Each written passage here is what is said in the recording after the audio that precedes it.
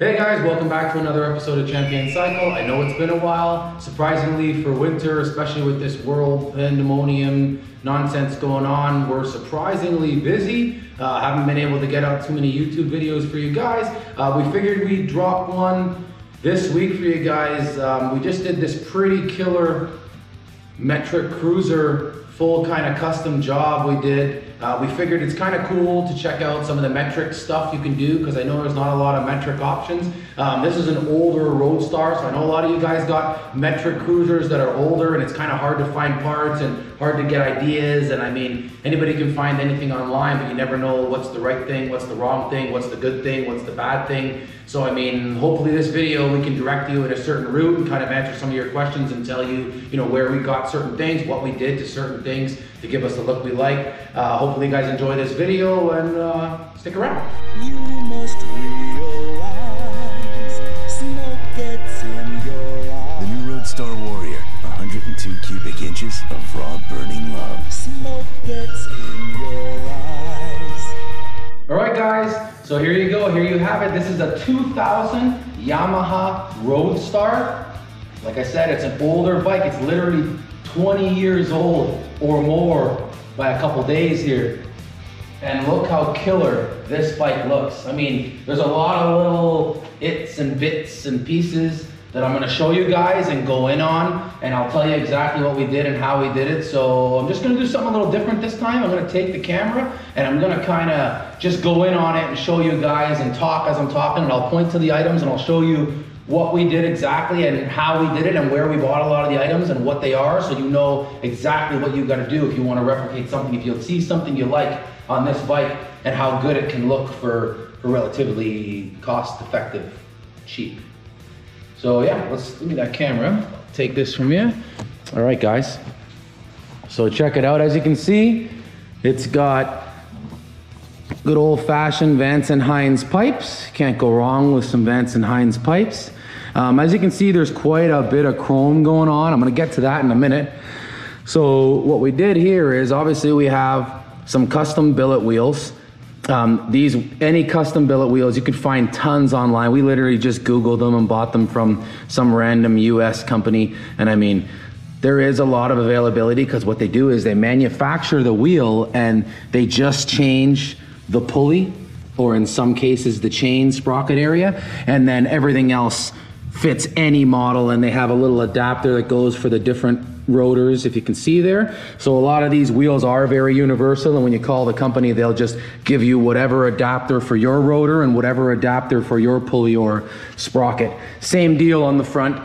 They're pretty universal, minus they'll give you the right adapters you need. You can just Google any billet wheels. Obviously, not much explanation there. We have some nice new tires. Obviously, Buddy's got to make sure he can stay on the road.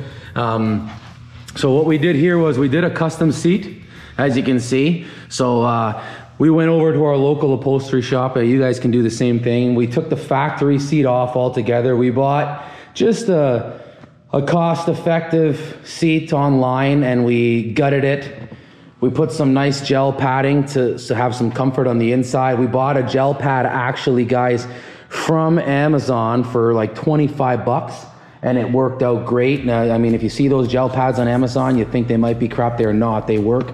We went to a local upholstery guy, and we had all the diamond stitch done and all the double stitching done throughout, and we picked white because white kind of looks good with the chrome. As you can see, we chromed a couple items in here.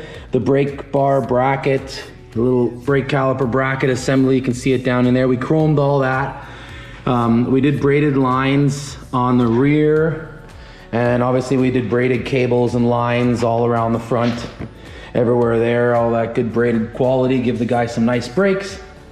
What we did here, sticking around on the rear, is as you can see by the rear fender, it's clean and mean, gives it a nice sweeped look, almost like a Softail. What we did was we ditched everything on the back, so we cut out the license plate, tail light, whole signal assembly that comes from the factory, and all the chrome trim that usually sats here. Luckily, in this case, this bike actually even uses a metal fender, so we didn't have to fiberglass anything. We were able to go ahead and literally cut and weld pieces and did some body work, and obviously as you can see it's flawless and nice and smooth and straight, but it looks super clean. What we did then was we got, again, some not too expensive billet signals. We made little brackets to mount them. You see the little bracket there off of the frame of the motorcycle. Wires kind of tucked away nice and clean, nothing too crazy. You don't need to go too crazy to get a good look. The other signals here on the other side. We did a decent little license plate bracket assembly. We got that license plate bracket. It's about 150 bucks, and it gives you your tail light, gives you your brake light, and it's all nice and chrome, solid billet, not one of the knockoff eBay ones or any of those ones. I wouldn't recommend that, guys. I've had a lot of issues where guys have bought the knockoff ones online because they're only like 40, 30 bucks, and they do break from the quality. So I mean, you know, so that's where we got that. As you can see, we got a chrome belt guard, upper and lower, and that's actually from Kuryakin in the USA. So you can get that online or directly from Kuryakin. That's a pretty sweet little part just to give it all a nice chrome look. As you can see, everything here is pretty much chrome from the factory. There's nothing you need to spend a lot of money on chroming on this side of the bike. As I go around here, you can see the owner actually supplied us this little trick black V-twin looking gauge bezel. I don't know where he got that from, so I can't help you there, but he did tell me he got it online on eBay somewhere, so I'm sure you can Google that. We did a full black paint job just to bring it back to life. What we did here was we chromed the front end completely, upper cowbells, lower cowbells, fork lowers. Obviously you're gonna have to take the forks apart and completely disassemble them to take them to chrome. But we had to do that to give it this nice chrome look. Little chrome caps, you can get these on eBay as well. They're not too expensive. That's the factory, like everything is pretty basic, guys. As you can see, the factory light bar that comes on these beauties. What we did was we cut the big, fat, bulky light, and we put a nice little light and some heat shrink to kind of clean it up there, just to give it a sleeker, cleaner look. We went ahead and we chromed a whole bunch of stuff on the top here. We chromed the controls because these are actually discontinued from Kuryakin and pretty much anywhere we could find. We put some mirrors on it. You know, we did a bunch of chrome. We chromed the levers. We chromed the upper triple clamp completely. Now, another thing, I know you guys are noticing the speakers say Harley and stuff like that. Obviously, that's not original. Harley does sell a bolt-on kit for a lot of their Softails that will fit on almost any model. This is the control. So you see that control, we just put some spacers and fit it in there. That control will give you full-on MP3 control, the whole 9 yards. The system comes with 2 speakers. We bridged it and ran 4 speakers. We built this little bar to clamp everything on, and we chromed that bar. So he has 4 nice speakers. The little cable that comes with the kit is right here.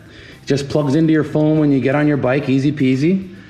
The amplifier that comes from the kit is right here. Nice and simple.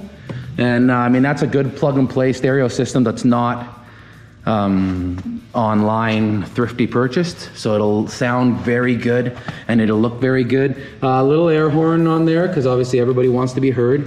You never know when the guy's coming to take you out. Going around this side here, as you guys can see clearly, the headlights, we've got the tricked out LED front headlights. Now the good thing about that is those tricked out LED headlights we actually purchased from I believe it was Amazon. It was Amazon or eBay, but you can get them on both. They weren't too expensive. We didn't buy the cheaper one that was listed. We actually bought one of the more expensive ones for obvious reasons. The only thing is, as you're buying them, you'll notice it always says it doesn't fit your model because they actually don't fit Metric Cruisers. They're meant to fit Harleys. They're sized for Harleys. Just so you guys know, the 7-inch headlight fit directly in this headlight belt bucket. So if you don't even have the light bar, it's perfect. If you do have the light bar and you want all 3 like we got, what we did was, I'll zoom in here and show you guys a bit. You can see there's a black spacer right here. We had that black spacer 3D printed. We 3D print here as well. So we 3D printed the rings, the spacer rings, so that the factory clamps for the light bar would clamp and hold the lights tight. And I mean, it's a killer mod you guys can do for cheap, and obviously it's got lights for days. I mean, this guy could light up the road for him and all his friends while they're riding. We went over here, we got a little air cleaner kit. We actually got this air cleaner kit on eBay as well. This was some place down in Europe. Some of our friends in Europe had it on eBay. So we went ahead and bought that as per the customer's request, just to keep the kind of pointed theme, like the rims and everything else. So we kept that theme. Other than that, aside from realistically in a nutshell, a whole bunch of chrome work, which in this day and age isn't that expensive if you're in Freedom Land especially.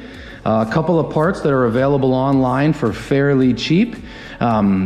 The only really hard part here is obviously the fab work on the fender.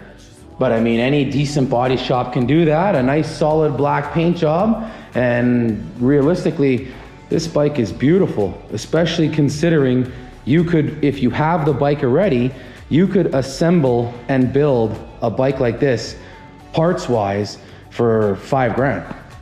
Less the wheels. Add the wheels, you're gonna add more, but I mean, you could always chrome your stock wheels and keep costs down. So it's not a bad deal. So there she is again one last time, guys. Hope you guys enjoyed kind of a breakdown. If you have any further questions, feel free to hit us up. Hope you guys enjoyed this episode. That about wraps it up for this 2000 Yamaha Roadstar wheel-to-wheel. Hope you guys enjoyed it. I hope I covered everything. I tried my best, guys. So if you have any questions or concerns, slide in our DMs as usual or post a message. You know we always answer. And if you guys want to see anything particular, make sure you let us know. If you have any questions, again, we're here to help. If you like the video or you want to see a certain make and model or you want to learn something about anything, we're here to help. Put a message up. We'll answer your questions any way we can. Again, guys, please, if you're happy with the episode and you like what we're doing, like, comment, and subscribe. You know, we love that stuff, and that helps us keep growing this channel, and we'll bring you a lot more things in the near future. Hope you guys enjoy it again. Be sure to like some of our other videos and watch our other stuff. We got lots coming your way, not to mention the stuff we already have. Keep safe, guys. We'll see you around.